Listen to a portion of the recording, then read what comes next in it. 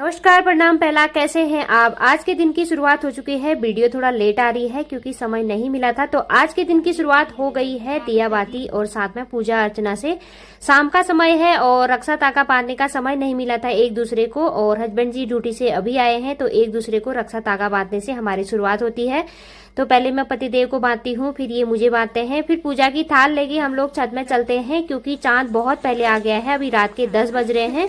तो ये ड्यूटी से लेट आए इसलिए मेरी पूजा लेट हो रही है। मौसी की पूजा हो गई है, बुआ मुझे रुकी थी क्योंकि मुझे ज्यादा आइडिया नहीं है, तो ये लोग बताने के लिए मेरे साथ रुके थे। तो बुआ भी फटाफट अपनी पूजा अर्चना करती है क्योंकि फूफा जी जो है वो ड्यूटी में है।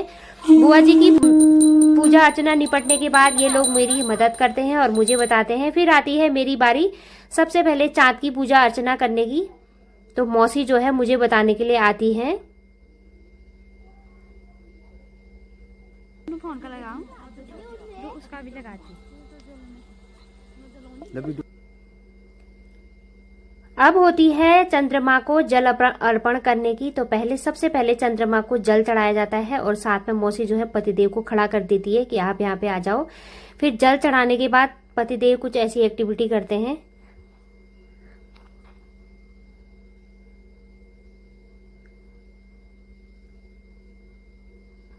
अब होती है पिठा चंदन से। हमारे पहाड़ी रिवाज भी है कि सबसे पहले जब भी पूजा अर्चना होती है तो पिठा चंदन लगाया जाता है। तो मैं भी वही करती हूँ। अपने हस्बैंड को पिठा चंदन लगा के फिर उनका आशीर्वाद लिया जाता है। उसके बाद होती है चंद्रमा की जो पूजा अर्चना होती है इस तरीके से।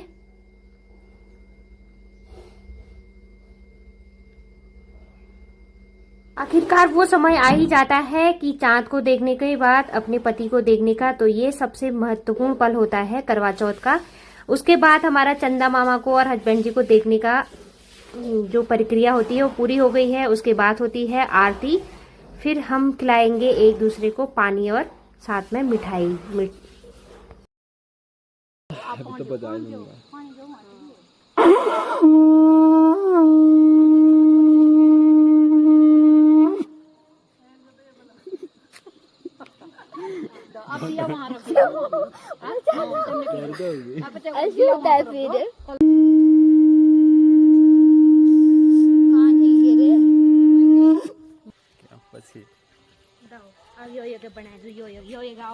पूरा पूजा करने के बाद अब हम लोग छत से नीचे आने लगते हैं। बुआ लोग भी मुझे रुके थे तो अब चलते हैं नीचे। फिर हम खाएंगे खाना।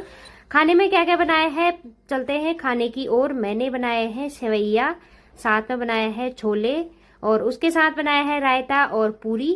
तो ये